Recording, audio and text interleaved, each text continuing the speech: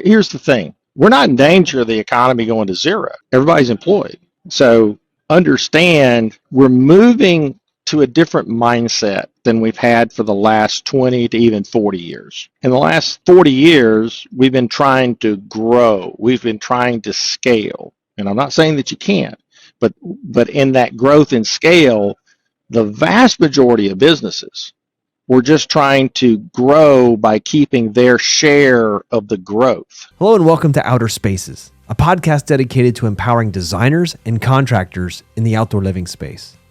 I am on a mission to scour the globe to find and interview the most brilliant mindset coaches, sales strategists, and business leaders alive, and present them in a way that landscapers, hardscapers, and outdoor living pros can immediately put them into use to grow and thrive. On Outer Spaces, we are passionate about breaking the chains of small mindsets and helping contractors just like you take control of their businesses and their lives. My name is Joshua Gillow, and through my 27 years of dirt under the nails experience, I look forward to sharing tips, strategies, and other contractor success stories here on the Outer Spaces podcast. Now, let's get on with the show. Hello, everybody, and welcome back to the Outer Spaces podcast. This is your host, Joshua Gillow, and this week we have Greg Crabtree back on from Simple Numbers 2.0. Now, Greg's been a regular here on the show. We love to bring him in every quarter or every third of a year or so and talk about the, where the market's at right now, what we should be watching as contractors, what is inflation doing to our ability to serve and a cost structure. And today, Greg comes on and he talks a lot about stuff, including if you're working with subcontractors, how to figure out what your margin would be for marking that subcontractor up as part of your package to your client. So if that's something that you do or you're looking to get more into, this is a great episode to look through that. Plus, you get a great state of the market, if you will, with Greg Crabtree. So listen on and enjoy. Hey, Greg, I'm so excited to have you here back on the show and to dive in today to exactly where we are right now. It's 2024. It's April 1st. And, there's a lot of skepticism out in the market right now. There's a lot of contractors, a lot of landscapers, hardscapers, outdoor living pros that are out there. Some are seeing work starting now, coming in, new calls and all that happening. And others are just waiting for the phone to ring. So I'd love to unpack that with you today, what you're seeing out there as you look through your 100 company model, your crystal ball, if you will, to the world, and to get a better sense of what you're seeing and what the next 6 months might be like for our industry. Yeah, sure. I think right now, and certainly, when it comes into the contractor, part of the world, what most of them are seeing, depending on what type of contractor they are, there's always, the spring blooms with activity. And so there's a little bit of things are active, but not nearly as active as they have been. And a lot of this is also geographic. If you're in an area where there is significant, movement, inbound activity, those are certainly more active than others. But when it comes to contractors, you've got to kind of split it into, the renovation folks are staying fairly steady. There's a steady demand, but they come off of their high. If you're a sub to those people, you're staying steady, but you're coming off of that high. So I think from that standpoint, the trades will be okay.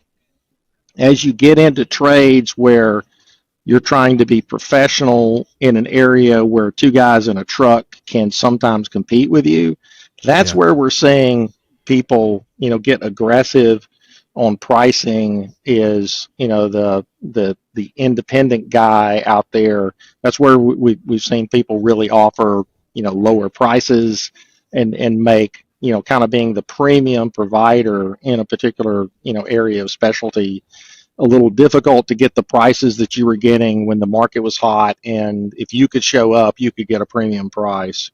And so I think that's kind of the first thing I would see. In terms of new home construction, it's a little bit hit or miss, and so depending on what part of the market that you're in, I think the new home folks. I talked to a builder the other day up in the northern part of the country, and his comment was, "I should have moved south 5 years ago." And it's a little bit late to do that. So anyway, we'll see kind of how we'll see how that goes. But it's going to be one of those where, I think you're going to have to work harder at what I call active selling, working the market, talking to people, and then seeing where you go from there. And, but I think that's kind of the read where I've got it right now. Yeah, I mean, I've been, working with our students and talking about this being a year, specifically a year where every sale counts. Like every single chance you go out to speak with somebody, it's going to have to count, and your time is going to be more valuable than ever right now to pour into the ones that truly are willing to move forward and looking to move forward to do something. So, time is of the essence at this point, not to be wasting with people who aren't able to say yes. Yeah, absolutely. Now, do you think that the interest rates, I know right now interest rates are kind of flattish, high but flattish. Do you think that that's impacting our clients' ability to say yes? Somewhat, but I think the bigger issue is that people are still adapting to a significant impact of inflation on their spending. I mean, food, eating out has gone up dramatically. Anything. Um, um, and so I really think, um, that's really the bigger that's really the bigger issue is people are running out of money first, and so if they could finance it, then it would help a bit. But the interest cost is less of an issue as it is that I think people are just pulling back a little bit. Now we're starting to see some stabilization in people managing their money in discretionary spending. So I think from that standpoint, I would say you're going to see a little bit of a pickup in moderation of demand, but it won't be excessive. Um, you know, So anyway, That makes perfect sense. No, it makes perfect sense. And, I know just going to the grocery store, what used to cost me 100, 125 is now over $200 every time we leave the grocery store. correct. And, for a lot of people, they aren't seeing a difference in their income. They're just seeing a difference in their expenses, which all are going up. Nothing is getting cheaper. So, you start to see people pulling back and thinking twice about spending on additional things. So I can understand that. And we're finally starting to have some of our clients pulling HELOCs and things out of their property, trying to go back in for some equity in order to fund projects, right? So you're starting to see that again for the last year and a half after, the big COVID bump, that choked out as they saw interest rates skyrocketing, and like, holy moly, what used to be 3% is now 6, 7, 8%. And the cost of the interest alone was enough to shock you. And it's like, all right, let's just pause. Let's wait until things start to balance off, and then we can try to figure it out from there. So we're starting to see those doors starting to open. Is that what you're seeing as well? Yeah. So here's the thing. I do think that you're going to see the Fed come up with a way to do some interest rate cuts, pretty over these next 2 quarters. They've got to get cuts in, by second and third quarter so that it's not deemed to be political, although it would be political, but I don't care. I'd like to see interest rates get cut. Market will figure it out from there. I mean, I think if you get 2 quarter interest point cuts, it could bring mortgage rates down as much as a point, in sometimes. And I think that's going to be critical, to be helpful, in the process. And if you get that, that'll create some energy. You'll see some quick refinancing. Anytime you get at least a 1% drop, anybody who's financed something, when the rates have been 7, they'll quickly refi, and pick up a little bit. But still, I mean, I think we're fighting this constant inflation battle with wages. Um, um, so I think, from that standpoint, it's going to be one of those situations where, I was trying to think how I'd phrase this. Um, um, as wages go up, that's giving people more purchasing power, but it's creating more inflation. And so these two things are like 2 dogs chasing themselves around and around in a circle. And I just don't see us getting out of that. Now, what I do see is the market finding is an equilibrium. And I've seen this with a couple of clients where I've had to show them their 2019 activity to calm them down as to how things are going now versus what it's been doing the last 3 years. I said, hey, you're just back to where you were in 2019. It's okay. That this is just the new reality of where it is. So, Yeah, no, exactly. That's there's a lot of cycles going on, right? Like trying to get back to before the 2020 big boost with COVID and everything, especially in our contracting world, things has exploded, and now they're kind of coming back to more of a normal pace, but with a lot higher interest rate, a lot higher inflationary rate in our market. So now it becomes another struggle. So, Greg, have you noticed? I know, how many years have you been doing this kind of thing? How many years you've been in, like, for 45-ish, somewhere around there. Yeah. 45. So you've seen a couple of election cycles. Do Yeah. you see any common things that happen during election cycles when it comes to, especially contracting? Like, what should we be thinking as business owners being an election year? Do we have a solid year coming? Is it bouncy toward the time we get to the election itself? Like, what should we be preparing for? I mean, I don't think you can look at this election cycle and treat it like the others, because there's just so many moving pieces right now. And so I would be careful to play the election cycle business strategy game. And so what we're telling clients right now is, listen, the best thing to do, just get profitable with what you got.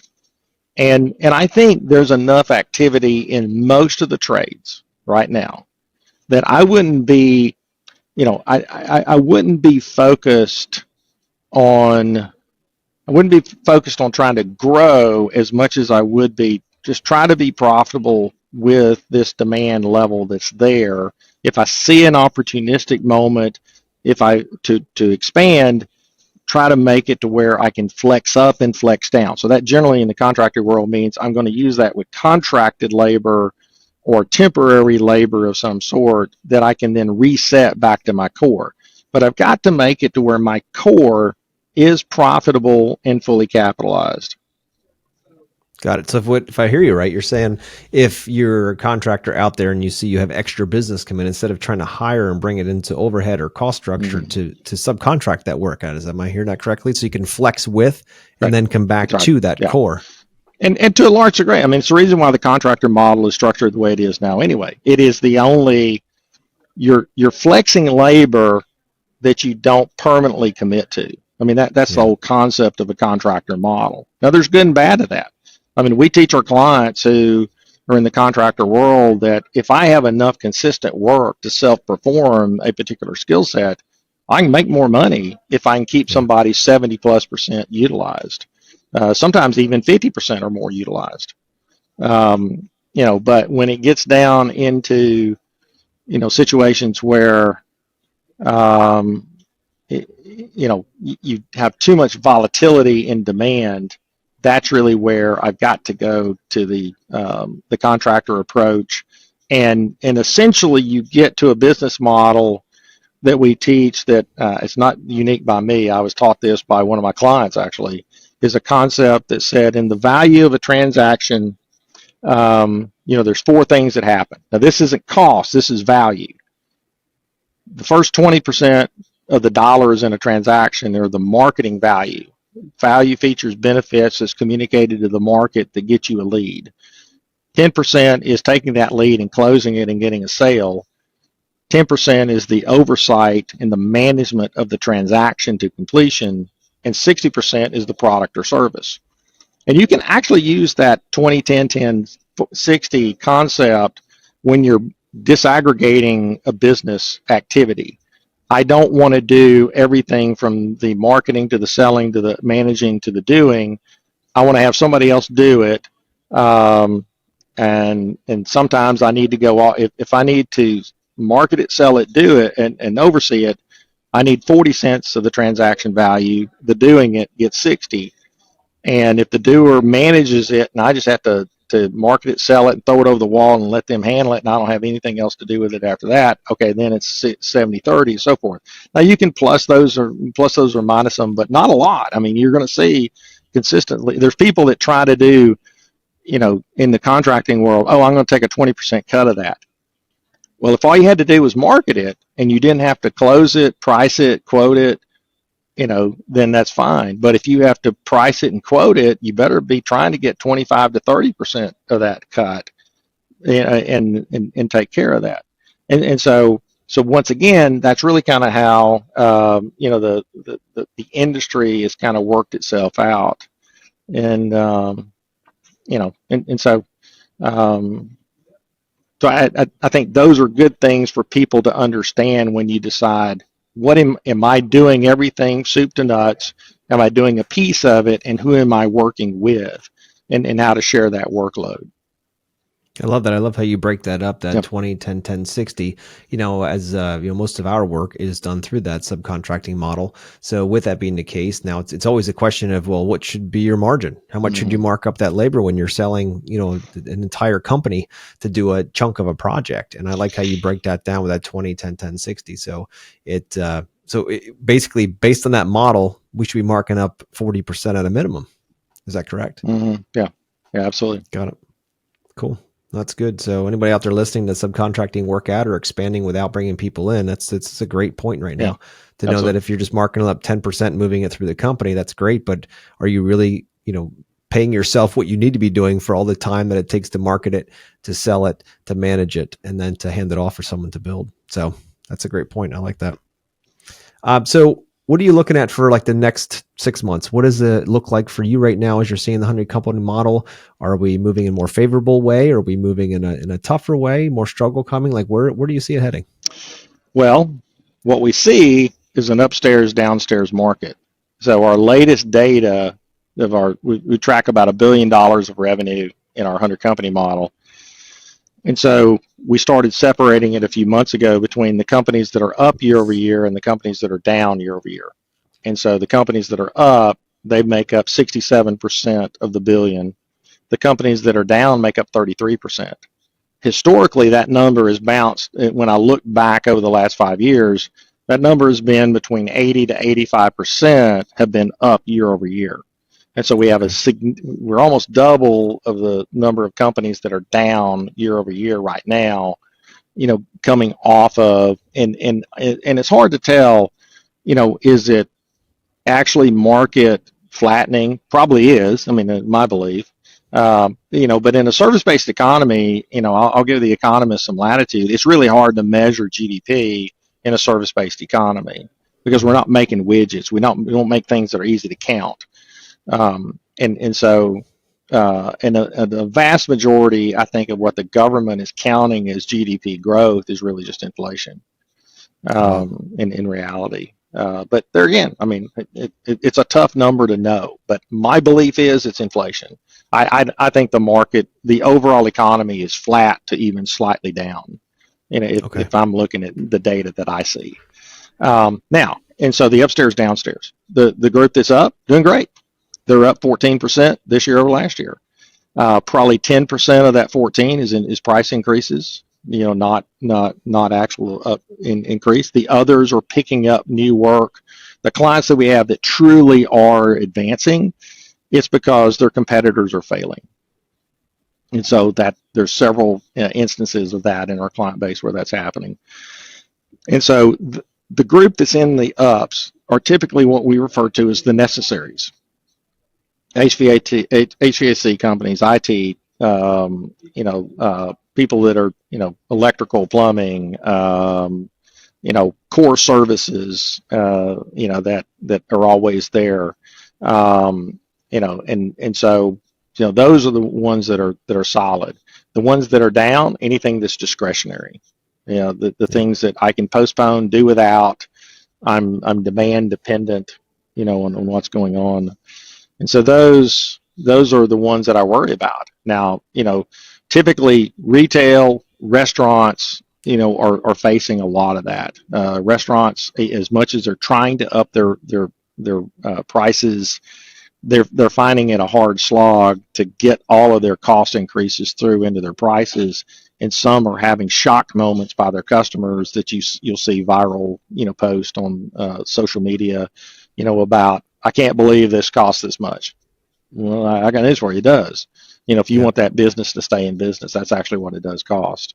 And so I think what you're going to see is in all the discretionary businesses, you're going to see probably a shrinkage, which is not necessarily a bad thing. Those companies are struggling to have I mean, guess what? Everybody's employed. So this is, you know, when you worry about, you know, a down market, we used to worry about that because it means 7 to 11% unemployment. Everybody's got a job that wants a job. You know, you can feed your family, and so really, you know, this is, like I said, I think this is an economy that's trying to find its equilibrium, which is not necessarily a bad thing. But it's just that prices and labor are having this war with each other, and they're going to continue to have that war until there's an excess of one versus the other. And I don't see they're getting to a point that in my crystal ball that I can see, and you know, like I said, what do I know? I'm a chicken farmer from Alabama by trade, so you know, but my guess is you know, we're kind of in this 4 to 6% wage increase, which means inflation is going to be 4 to 6%. I mean, Wow. Tracks you know, along. I mean, labor's in everything that you touch. I mean, so you don't get away with it. And oh, by the way, guess what? Guess who else is having wage inflation right now? All of those offshore people that we're buying labor from. Their costs aren't going down; they're going up, and at a rate that is actually higher. So anybody who's taking advantage of offshore labor, they're starting to get the 5 to 7% increases, you know, on that stuff as well. You know, so you know, it's just kind of the nature of finding a way. And so the way we teach it is, you know, first thing I want people to understand: are you a necessary? Or are you a discretionary? And so if you think you're necessary, just understand there's one further step. Who is your customer a necessary? If you're a B2B business, then is my customer a necessary or discretionary? So we teach like our IT MSP clients. Well, you know, you're a necessary, but your customer may be a discretionary. And so you may actually fall in revenue if you have a focus of a market segment that is highly discretionary in nature. And so it's kind of is what it is. Yeah, and you get into landscaping, hardscaping, outdoor living stuff. That can all wait. Let's be honest. That's not gonna. It's not food, water, shelter. That's none of those things, right? But here's where it doesn't wait. So let's talk about the discretionaries. Mm-hmm. So in the discretionaries, you got to take them and split them between. In the upper part is the highly desired discretionary. The bottom part is the I can do without. I can wait or do without discretionary. Right. And so the highly desired is where I perform a service or sell a product or both to someone who has disposable income of excess and they really, really want what I do. Yeah. Now, there's a finite number of those people. That's not everybody. And so I've got to understand my addressable market share and say, I need to only try to grow to the actual group of people that there is a sufficient quantity of those people, you know, that fit that profile. Because I'm not going to expand it to everybody else and succeed. Makes perfect sense. And if you're marketing out there to everybody with a pulse in a house, that's a problem. You know, but if you're focusing on, say, healthcare or finance or someone in IT, somewhere more insulated as far as the market goes, and they may have that discretionary income that they see as a high value of what you do, and doesn't really matter what the market's doing. They're going to do what they want to do because they have the ability to say yes. Mm-hmm. Absolutely. Yeah. So, I'd like to switch gears here and actually, no, before we do that, inflation for the next, I don't know, 6 months to a year. Obviously, we're going to see increases. You had mentioned the 5-6%, or, you know, even between 3, 4, 5, 6%. Do we have any sense of where that might be going? Because every time that the inflation goes up, then our dollar value goes down, right? The buying power goes down. So that helps make it more difficult for our clients to say yes to us, because we, you know, each time they say yes a year later, that dollar is worth less and buys less pavers, less plants, less everything. So they got to bring more money to the table. So what does that look like over the next 6 months to a year? What are you guys forecasting? I mean, I'm a labor guy. I mean, I just, you know, we don't have any excess labor. And so until we either find a technology breakthrough that creates excess labor, which also then creates unemployment, which is a bad thing. You know, I think we're stuck in a 4 to 7% annual spiral of wage increases. Wow. And I mean, this is just basic economics of supply and demand, Yeah. because there's always been a belief. Think of it like this: there's always been a belief that at 5% unemployment is really full employment, and we've been under 5% unemployment forever, which means we're digging around the people who are truly unemployed. You're at the bottom of the barrel of skill set. There's some issue that is keeping them from being the highly desired employee. Sometimes not by their, it could be an external factor, not necessarily the person, but they could have a limitation, of their schedule capabilities. They choose to live in an area that doesn't have the same economic profile. Although, like I said, I've not seen unemployment anywhere in the U.S. in any industry in the last 2 years, and so. I keep my ear to the ground all the time, and I keep asking this question every time I do a talk. I said, "How many of you personally know somebody who's unemployed?" And every now and then a person will raise their hand. I said, "Really? Is that person really unemployed, or are they just waiting for a better job?" Because there's typically a second wage earner spouse in the family that is working, and they can afford to not be desperate to go just take any job that'll feed their family. But if you want to feed your family, there's a job. It may not be the job you want. Definitely probably won't be the job you want. But you can. There's somebody that there's a nasty job that kind of fills Mike Rowe's dirty jobs list. That, I mean, you can go get work. And until we get to that point that there's excess there, I mean, inflation has to go up. And I think that's why you see there's always a hope article in the Wall Street Journal about the Fed hopes that they think they've got inflation under control. And then there's 2 weeks later, 1 to 2 weeks later, a disappointment article. Inflation is proving to be stubborn. Well, no joke. I mean, it's proven to be stubborn because we have a shortage of labor. And it just is what it is. And we have fewer people coming into the workforce just by demographic shift.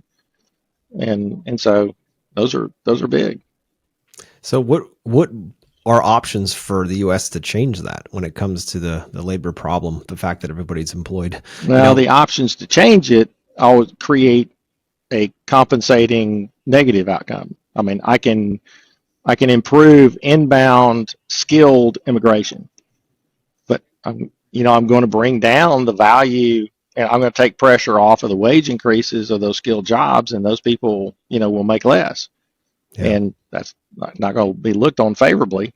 Australia, I thought, did something pretty innovative. I mean, they opened up last year 450,000 skilled visas that you could actually get approved in 24 hours. Wow. And it really helped to bring in. We had clients in Australia that brought in, people from other countries, to fill their technical job needs that they couldn't fill. And so as long as that person's filling a job that could not be filled otherwise, sure, then that's an economic positive. When that job comes in and takes a job away or depresses the escalation of wages of a skill set, that creates a compensating challenge. And I get it. I mean, those are hard decisions to make. I'm glad I don't get to make them. I just get to find ways to respond to them. So yeah, definitely a better spot to be in, right? Yeah. So I'd love to switch gears with you here, Greg, and talk more about, talk about here, the top 3 numbers we need to be watching in our businesses as we move forward. We can all take a look at the P&Ls or the balance sheets or whatever it might be, but are there top 3 numbers that we should be looking at, or some quick strategy that we can look at just to make sure we're healthy as a business as we're moving forward? Yeah, I mean, certainly the one I've been harping on, especially in the contractor trade, because of cost of goods sold being a major pass-through item. And so taking the emphasis off of revenue and focusing on gross margin. So I want to take revenue minus cost of goods sold that are materials and subcontractors to get to gross margin. And I need to be targeting a minimum profit of 15% to gross margin. 20% would be a good target. 25% is really top of class. Anything above 25%, hey, take it while you can get it. The market will probably compete you back eventually. Got it. So you're looking at, you take revenue minus your COGS and subcontractors, and then you take that, and it should be 15% to 25% being sweet, like 15% being the baseline. That's right. And how does that work with owner's compensation? Where should that live? Well, so owner's compensation is before you get to that number. I mean, so I need a market-based owner's comp in my OPEX structure, so that is assuming that's, you don't do, I hate the concept of owner's discretionary income. I mean, that's just a bad metric that you should never use. And so the idea is your wage as an owner should be in management labor at a market wage. That what would you have to hire somebody if you just owned the business and hired a market person to go do your job? And that is you can guess at that number. There's enough data points that it's not as hard to figure out. You still got to have 15% profit after that number, or else you will not have enough cash flow, profitability, especially you can't take a shot. Because what I'm trying to do right now is get people prepared to take a shot. You're going to get a sucker punch or, pop your nose. The market's going to, there's going to be something that's going to hit. So I've got to hit that profit to gross margin number, because that's the cleanest number that puts everybody on a level playing field. And then secondarily, then I'm going to look at my total labor efficiency. When I'm at that 20% profit to gross margin, what is my gross margin? What's that ratio of gross margin to all labor, my direct labor plus my management labor? Most of the time, that number is going to be a 2. It might be a little higher, being a contractor. If you subcontract out everything and have very little direct labor, as a contractor, we generally use the 2 total LER standard. That number is probably going to be 2.3 to 2.5 potentially as a pure contractor, and that you just have estimators, salespeople, and admin labor, in your management bucket. You probably need $2.50 of contribution margin to all labor, when you're doing that. But you'll know. I mean, what you'll peg that number once you see your profitability is at 20%. Do I need to cut labor to get to that number, or need to push up margin to get to that number? But that'll be a good safe number. And then the final piece is, okay, I got to have my 2 months cash in operating expenses. So everything I don't get terms on, so all my labor plus my OPEX, I need 2 months worth of that in cash. And if I have those things and 0 drawn on a line of credit, I'm in as good a shape as I can probably hope for, to take advantage of the market. We even have people that are trying to lobby to have more than 2 months. I don't know that. I mean, if you do, keep it personally. Don't put it in the business yet until you need it. But I think if you do those 3 numbers, I think those are the keys to really put you in a, as we say, this is the year to get the hay in the barn. And 25, who knows? I mean, we got to get past November to see what 25 is going to look like. Exactly. Wow. So, when it comes to, I know when I first, read your book and reached out and, got hooked up with Jack and have him come in and be our, we call him our CFO, right? He comes in, we used to do it monthly, now quarterly, where we'll get together and take a look, and you take all the numbers out of the business itself, you break them down in your style in order to give us the LER and give us all these different contribution margins, all those kinds of things. Like, you break it all down, and it makes it so simple for me as an owner, because I can sit back and say, okay, all right, Jack, how much runway do I got left? I always like to ask that question. So it's like, all right, I have this much in the kitty. If I were to sell nothing for the next X amount of months, how long could I go? Right. Just to give me a little bit of sense of what that looks like. And it's really extremely helpful having that dynamic and having that KPI to look at and say, okay, well, it is winter. Typically, it tends to be a little less aggressive here in Pennsylvania when it comes to sales. So if that's the case, how many months do I got before I've got to start selling things? Right. Yeah, so, it gives us, it's like a dashboard in the car, right? It gives us all the information that we need. Do we got enough fuel in the tank? Do we have all that? How far can we go? So that's always been super interesting. When it comes to, contractors in general, is there anything else we should be watching, numbers wise or economic wise, as we wrap up here? Anything else that would help us through 2024 and beyond? Well, I mean, I think you certainly need to get out and circulate, and don't live in a bubble. You need to, now granted, when you talk to other people in the industry, other people who feed you work, just have that discussion of, hey, what are you seeing? What do you think's happening? You'll find that most of them are operating off their gut and not off our data. Yeah. So, I mean, the person I like to follow on demographic stuff is Peter Zeihan. So that's ZEIHAN.com. And so I think that Peter's been pretty reliable, as an information source. I mean, certainly there's people, if you read the comment section of his little videos and stuff, there's people that will disagree with him and all that. But I mean, I found it to very insightful. But at the end of the day, I'm going to choose to. I see a lot of data myself of our clients, and so I'm believing what I'm seeing, and I'm taking input. I still read the Wall Street Journal every day, and you'll see the Wall Street Journal's writers have this flip floppy, effect to them. But I mean, like I said, I'm going to give them some latitude because there's one day they say it one way, and it's almost like they contradict that statement 3 or 4 days later, and they're struggling because they just don't have access to the data. And a lot of the economy now is in the private sector, not in the public sector.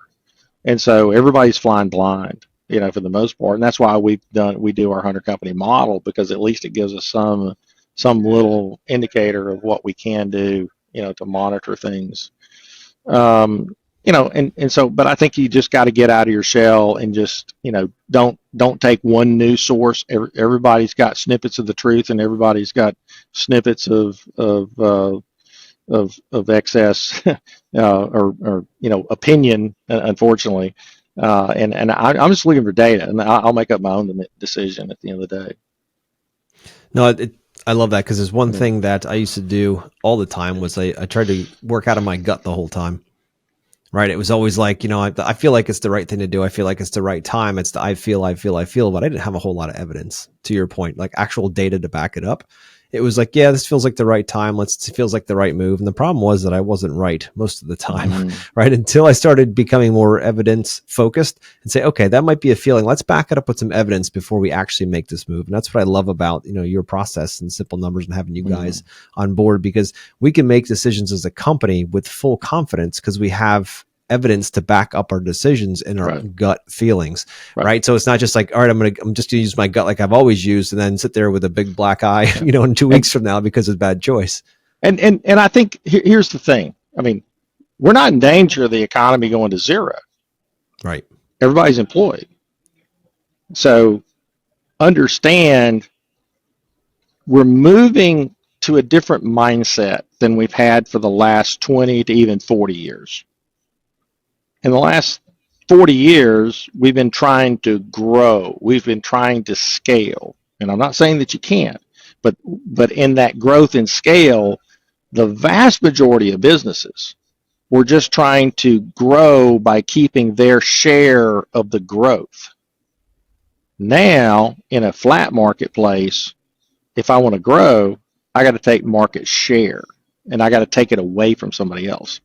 So in the last 40 years, you had a lot of businesses that could grow, and you didn't have to compete with anybody because all of us were growing. And now, okay, there's a finite amount of activity, and you're going to see, industry segments that had 15 competitors shrink to 10. But everybody's going to still have a job. But you just didn't need 10 businesses doing it. You need 15 businesses doing it. You need 10 businesses that were a little bit bigger and a little bit better. At I like that. Yeah.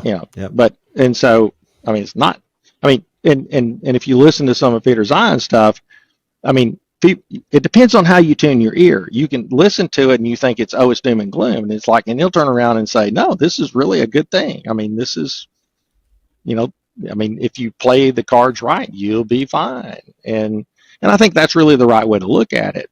But what you can't do, entrepreneurs over especially the last 20 years, really tried to grow their way out of problems.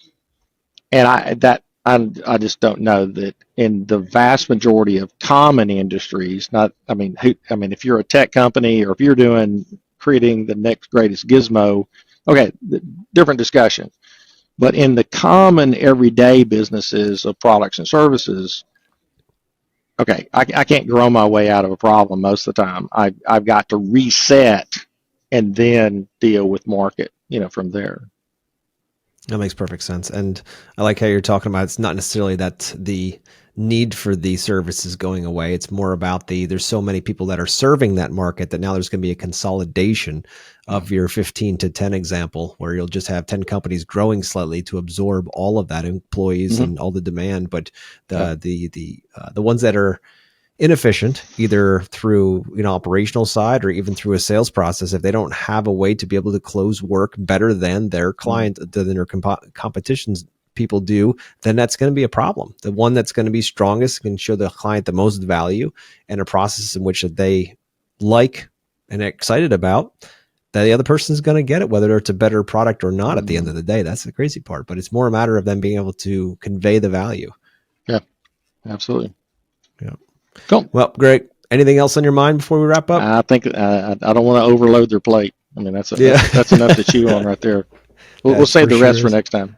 There you go. All right, Greg, I appreciate you coming on. And guys out there listening, if you haven't read Greg's book, Simple Numbers 2.0, I highly recommend going out to Amazon and getting a copy. It's changed the way that we do business here at Master Plan. And it's given us a lot more confidence and clarity on exactly what the next steps would be in business. Because let's face it, we don't have crystal balls. And we're just out there trying to look for the next newest, what's coming up, what is the economy going to do, what do our clients want, all that stuff. That kind of information creates a dashboard, just like in your car, and you can tell your engine's running hot, or you can tell you're low on fuel, or how fast you're going, or any of those things. So having a system like that is very important. So I appreciate you, Greg, coming back on. And if people want to reach out and find out what that could look like for their business, what's the best way to contact you? Best way, you can reach out via email, greg.crabtree@simplenumberscri.com. Or you can there's a contact link on the simplenumberscri.com website. So perfect. Well, I appreciate you, Greg. Thank you so much. And everyone listening, see you next week.